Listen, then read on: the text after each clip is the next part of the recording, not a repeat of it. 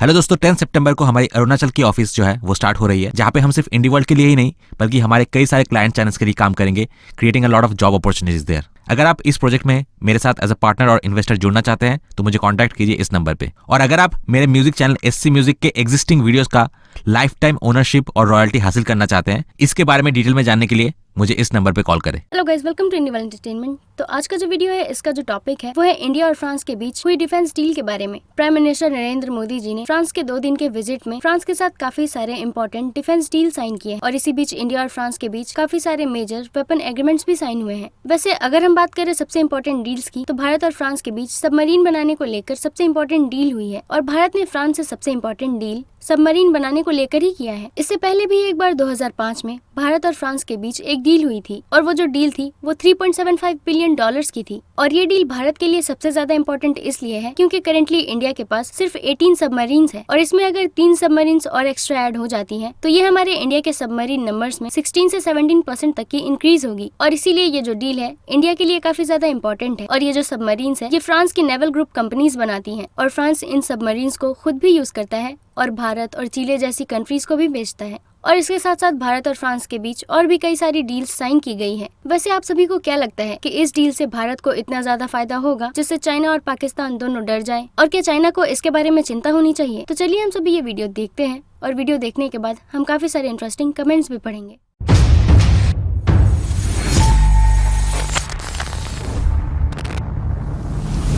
14 जुलाई 2023 को Chinese youth net की एक रिपोर्ट के अनुसार जिस दिन मोदी जी फ्रांस पहुंचे थे, इंडियन गवर्नमेंट ने ये कंफर्म किया है कि सिस्टमैटिक खरीद में करप्शन के फ्लॉस के बावजूद भी 26 रफाल फाइटर जेट्स और 3 सबमरीन्स खरीदी जाएंगी। लेकिन इंडियन नेवी अभी भी रफाल फाइटर जेट्स खरीदने के लिए ऑब्सेस्ड है। इंडिया के डिफेंस एक्विजिशन बोर्ड ने इंडियन नेवी के फाइटर प्रपोजल के लिए 26 रफाल को खरीदने का अप्रूवल भी दे दिया है।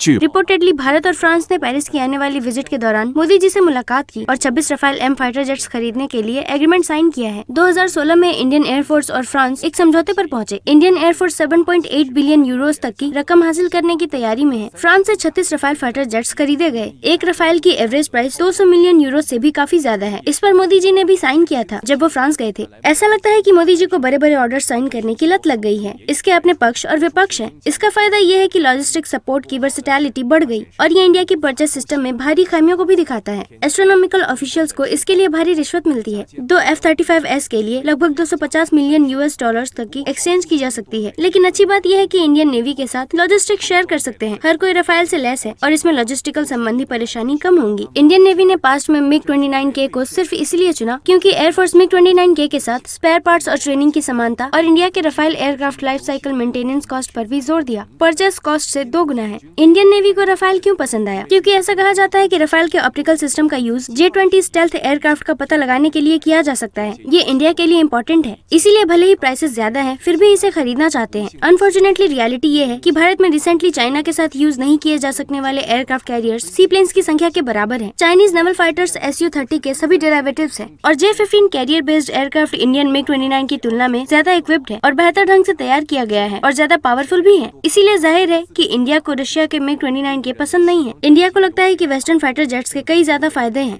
रफाल मीटियोर जैसी लंबी दूरी की मिसाइल से लैस है और इसमें स्टेल्थ एयरक्राफ्ट का पता लगाने की क्षमता भी है और इंफ्रारेड मिसाइल लॉन्च करने से ये स्थिति काफी हद तक बढ़ गई है और इंडिया के लिए ये काफी अच्छा है। ये मेंशन किया जा सकता है कि Russian fighter jet optical detection technology को खराब रडार टेक्नोलॉजी के लिए रेडी करता है, लेकिन भारत का मानना यह है कि इस मामले में वेस्टर्न ऑप्टिकल सिस्टम रशिया और चाइना से काफी ज्यादा अच्छे हैं और साथ ही सभी Indian Rafale fighter air launch nuclear weapon के लिए सक्षम है। तो रफाल का सबसे खराब सीक्रेट इसकी कैरियर केयर वेपन कैपेबिलिटी है। भारत को फाइटर जेट्स के बाहरी न्यूक्लियर वेपन को इंटीग्रेट करने के लिए फ्रांस ने सभी जरूरी लाइसेंस और मॉडिफिकेशंस दिए हैं और ये एक important new capability launch remote air launch nuclear tipped cruise missiles capability लाता है। ऑफ कोर्स एक एयरक्राफ्ट कैरियर के साथ एक फ्रिगेट डिस्ट्रॉयर होना चाहिए और सबमरीन एक टास्क फोर्स बनती है। ये इंडियन नेवी की कमजोरी और वॉरशिप्स की कमी भी है। भारत ने US FA-18 सुपर हॉर्नेट को क्यों पसंद नहीं किया? आखिरकार सुपर हॉर्नेट फोल्डिंग विंग्स के साथ पावरफुल भी है। इसके अलावा डेडिकेटेड और पावरफुल इलेक्ट्रॉनिक वॉरफेयर मॉडल भी है और यहाँ चुनने के लिए वेपन्स की वाइडर रेंज भी अवेलेबल है। इसके कई सारे रीजंस हैं। पहला रीजन ये है कि Super Hornet air to air missiles provide नहीं कर सकती है और मीटियोर रफाल कॉम्बिनेशन की तरह स्टैंड ऑफ लिथिलिटी है। 其次， और दूसरा ये है कि अमेरिकन ऐसा नहीं कर सकते हैं और भारत के सुपर हॉर्नेट को न्यूक्लियर वेपन स्थापित करने की अनुमति देना इस मामले में अमेरिकन काफी ज्यादा प्रिंसिपल्ड है। और तीसरा कारण ये है कि ओन सुपर हॉर्नेट का मतलब ये होगा कि भारत एक पूरी नई ट्रेनिंग, मेंटेनेंस और लॉजिस्टिक सप्लाई चेन का निर्माण कर रहा है और इसका कॉस्ट काफी ज्यादा है। इसीलिए इस मामले में सुपर हॉर्नेट का नेगेटिव साइड और भी बड़ा है। 缺点就更大了。印度海军出于 कॉस्ट और वर्सेटैलिटी को ध्यान में रखते हुए इंडिया को बल्क परचेस कॉस्ट कम करने की भी उम्मीद है। 欧级大黄蜂，印度还希望通过批量采购和规模经济效应，将阵风的采购价降下来。印度认为， भारत का मानना ये है कि अगर वो 180 से 200 रफाल्स खरीदते हैं तो ये फ्रेंच एयरफोर्स और नेवी कंबाइन से भी ज्यादा है। 和还多可以 फ्रांस से कंप्लीट टेक्नोलॉजी ट्रांसफर का रिक्वेस्ट किया जा सकता है। अब इंडियन एयरफोर्स ने 36 जेट खरीदे हैं। नेवी का 26 रफाल खरीदने का प्लान है, जिसमें 17% यूएस टेक्नोलॉजी भी शामिल है। 17的技术。 क्या फ्रांस और यूनाइटेड स्टेट्स फ्यूचर में टेक्नोलॉजी पर एग्री हो सकते हैं? अभी भी इस सवाल पर क्वेश्चन मार्क है। ये एक सिस्टमैटिक प्रॉब्लम है जिसे आज एड्रेस करना चाहिए। नेवी और एयरफोर्स की परवाह किए बिना ये भारत का एक हाई प्राइस परचेज है। इसका ज्यादातर संबंध भारतीय लीडरशिप के हाई किकबैक करप्शन से है और कांग्रेस के मेंबर्स ने रफाल आर्म्स परचेज की स्ट्रिक्ट इन्वेस्टिगेशन की डिमांड भी की है। As a result Modi ji ने अपनी फ्रांस विजिट के दौरान खुद इस पर साइन किया है। परचेज में करप्शन के बावजूद भी इस पर कोई सवाल नहीं उठा सकता है। मगर इंडियन नेवी ने रफाल्स खरीदे हैं और भारत के लिए अभी भी एक बड़ी प्रॉब्लम है, क्योंकि फ्रेंच ने अब तक इंडियन एयरक्राफ्ट कैरियर पर सवार होकर इंडिया को कैरियर एयरक्राफ्ट बेचे थे। 目前为止还有一个 एक और शर्मनाक सिचुएशन ये है कि शूज काफी स्मॉल होते हैं और ये बात हम सभी जानते हैं। फ्रेंच कैरियर बेस्ड एयरक्राफ्ट का ओवरऑल विंग स्पैन लगभग 18.8 मीटर है और Indian aircraft carrier INS Vikrant specially career based aircraft के ट्रांसपोर्टिंग के लिए यूज की जाने वाली लिफ्ट की साइज हमेशा की तरह सिर्फ 10 मीटर ही है। तो उस साइज के शिप बोर्ड एयरक्राफ्ट का ऑपरेशन किसी भी तरह से पॉसिबल नहीं है। 运转的，可 कुछ फ्रेंड्स को ये लगता होगा कि ये सिचुएशन शिप जितनी ही लंबी है। कैरियर एयरक्राफ्ट के विंग्स को फोल्ड करने की क्षमता होती है, लेकिन प्रॉब्लम ये है कि फ्रेंच के इस कैरियर बेस्ड एयरक्राफ्ट में ये फीचर नहीं है। अब जब इंडिया ने इस कैरियर बेस्ड एयरक्राफ्ट को खरीदा था तो इस सिचुएशन के बारे में भी उन्हें पहले से ही सोचना चाहिए था। 考虑。一方面，印度 भारत को अपने खुद के लिफ्ट के साइज पर कुछ बदलाव या एडजस्टमेंट करने की संभावना है। 或者是调整经 जितना पॉसिबल हो सके लिफ्ट एयरक्राफ्ट कैरियर के साइज की ओवरऑल स्ट्रक्चर को नहीं बदलेगी। 寸的前提之下，能 दूसरी ओर फ्रेंच कैरियर बेस्ड एयरक्राफ्ट के नॉर्मल ट्रांसफर को पूरा करने में सक्षम है। इस ट्रेड में शामिल बड़ी रकम को ध्यान में रखते हुए फ्रेंच को छोड़कर ये पॉसिबल नहीं है कि फाइटर के कुछ डायमेंशन में भारत के एयरक्राफ्ट कैरियर लिफ्ट के डायमेंशंस को फिट करने के लिए बदलाव किया जाए। 产生降机的尺寸，但是这样做是有坏处的。 लेकिन एक फाइटर के लिए ओवरऑल फ्लाइट कंट्रोल लेआउट और साइज के स्ट्रिक्ट स्टैंडर्ड्स हैं। 寸都是有着严格的标准。如 अगर एडेप्टिव चेंज किए जाते हैं तो फाइटर के कुछ परफॉर्मेंस का त्याग निश्चित है। 一些性能，所以 तो अगर फ्रेंच सच में ऐसा करना चाहता है तो भारतीयों की सहमति जरूर मिलेगी। 印度人的同意，也 मेरा कहने का मतलब ये है कि अगर इंडियन नेवी रफाल फाइटर के प्रदर्शन का त्याग करते हैं और अगर आप नॉर्मली शिप जाने के लिए बदलते हैं तो फ्रेंच वास्तव में भारत के प्लान के अनुसार ऐसा कर सकते हैं। 按照印度的计划，维克 विक्रांत रफाल फाइटर जेट्स का एक स्क्वाड्रन तैनात किया जाता है, यानी कि 18 तैनात किए जाते हैं और बचे हुए जो 8 हैं उनका यूज गोवा में बेस्ड स्पेयर्स के रूप में किया जाता है। एक बार 18 में से एक का एक्सीडेंट हो गया था। प्लेन क्रैश जैसी घटनाएं तो होती रहती हैं। बचे हुए 8 को किसी भी समय बदला जा सकता है। मुझे ये कहना चाहिए या नहीं, इंडिया इस मामले में काफी दूरदर्शिता है। क्रैश का प्रेडिक्शन पहले से ही कर दिया गया था, लेकिन इस एयरक्राफ्ट के बारे में सोचिए। 走航母上面， यहाँ तक कि ओरिजिनल फेज्ड एरी रडार भी सर्विंग समझने से पहले ही इंस्टॉल नहीं किया गया था। और इस कैरियर बेस्ड एयरक्राफ्ट का नंबर, हालांकि इसकी तुलना यूएस एयरक्राफ्ट कैरियर से की जाती है, लेकिन हर टर्न पर 70 या 80 थोड़े छोटे लगते हैं। लेकिन सिर्फ 40,000 टन के डिस्प्लेसमेंट वाले एयरक्राफ्ट कैरियर के लिए ये पहले से ही काफी अच्छा है। और कैरियर एयरक्राफ्ट की जगह ये J-15 को डिस्ट्रॉय करने जैसा है और एक सबसे पावरफुल ओपोनेंट की भी शुरुआत की है। एक ग्रेट पावर बनने का सपना देखने वाले भारत के रूप में मेरी कंट्री को हमेशा एक ओपोनेंट के रूप में ही माना जाता है। खासकर नेवी में मेरी कंट्री के पास 2 एयरक्राफ्ट कैरियर है और इंडिया के पास भी 2 है। पिछले MiG-29 के कैरियर बेस्ड एयरक्राफ्ट भारत से हैप्पी नहीं थे, क्योंकि ये J-15 से बिल्कुल भी नहीं लड़ सकता है। 歼15，而 और रफाल डिफरेंट है। रफाल को ग्लोबली सबसे एडवांस्ड 4.5 जनरेशन फाइटर के रूप में जाना जाता है। भले ही कीमत $260 मिलियन US जितनी हो, भारत ने फिर भी 36 खरीदे हैं। 16架，花 इतनी ज्यादा कीमत खर्च करने के बाद रफाल ने भारत को निराश नहीं किया है। इसीलिए मैंने रफाल का कैरियर बेस्ड वर्जन खरीदने के बारे में सोचा है। J-15 कैरियर बेस्ड एयरक्राफ्ट के खिलाफ लड़ने के लिए दोनों साइड्स के फंक्शनल पोजीशन और परफॉर्मेंस को देखते हुए प्रत्येक की अपनी खूबियां हैं। J-15 करेंटली दुनिया में एक rare heavy carrier based fighter है। 战斗机，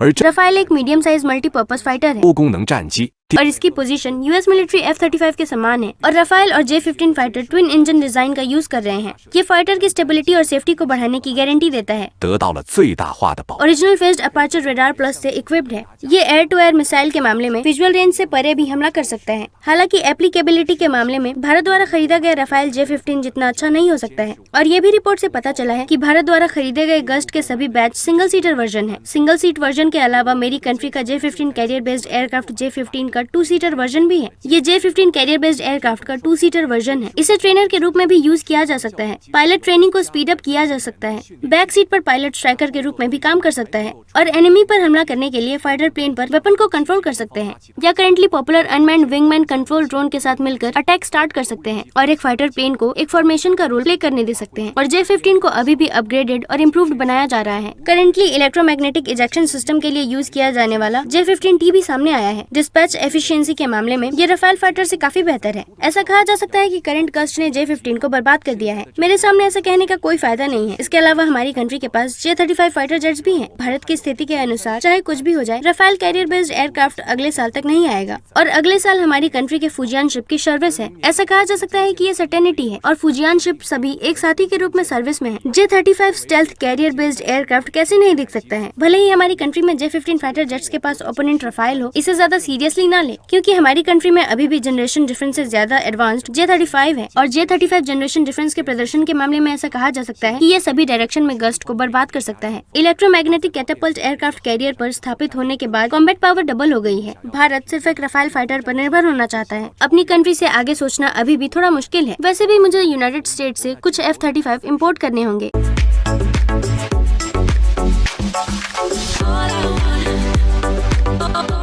यूजर जेडी ने कमेंट किया है, ये अमेरिकन से बेहतर है। कम से कम पूरे एयरक्राफ्ट का ऑपरेशन ऑटोनोमस हो सकता है। AF9952 ने कमेंट किया है, ब्रदर इंडिया एक और F-22 और F-35 खरीदो। मुझे लगता है कि बुटॉक्स पूरा ऊपर है और वो चाइना को जीत सकते हैं और पूरी दुनिया पर कब्जा कर सकते हैं। वैसे भारत कभी भी किसी कंट्री पर कब्जा नहीं करना चाहता है। भारत बस अपने हक की जमीन के लिए ही लड़ता है। पारशर्शिया ने कमेंट किया है, इसका कोई कंपैरिजन नहीं है। रफाल मीडियम साइज का है और J-15 हैवी ड्यूटी वाला है, जिसमें एमिनेशन का भार 2 गुना है। वैसे ये भी कहा जा रहा है कि रफाल J-15 पर भी भारी पड़ सकता है और हम सभी ये जानते हैं कि इंडिया अपना डिफेंस सिस्टम स्ट्रॉन्ग कर रहा है और मे भी इससे काफी सारी ऐसी कंट्रीज है जो कि जेलस हो रही है। यूजर EK9PS ने कमेंट किया है, आपके हाथ में जो इंडियन टूथपिक है वो ऊपर स्वॉर्ड की तरह है और ये सभी डायरेक्शन में मारता है। इंडिया जो कि स्वर्ग के राज्य के काफी क्लोज है, वो गॉडली है। KMSCHN ने कमेंट किया है, ये सैंडस्टॉर्म का कैस्ट्रेटल वर्जन है। यूजर GM ने कमेंट किया है, भारत के मुकाबले में चाइना कुछ भी नहीं है। इसने 10 सालों में 3 एयरक्राफ्ट कैरियर बनाए और एक एयरक्राफ्ट कैरियर के निर्माण पर विचार करने में उन्हें 16 साल लगे हैं।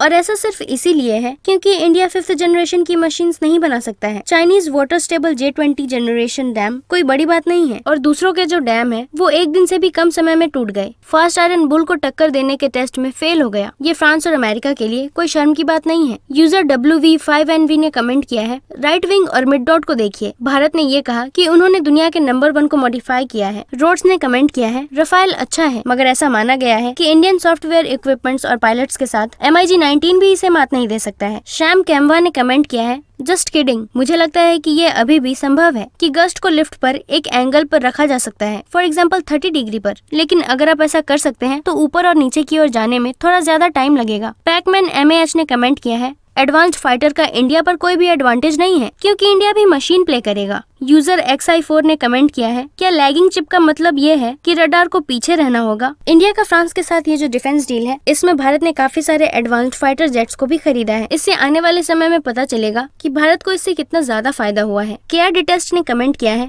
एक प्लेन 250 मिलियन यूरोस का है, इट्स क्रेजी। इंडिया सच में काफी अमीर है। तो आज के इस वीडियो में इतना ही, मिलते हैं अगले वीडियो में। Thank you.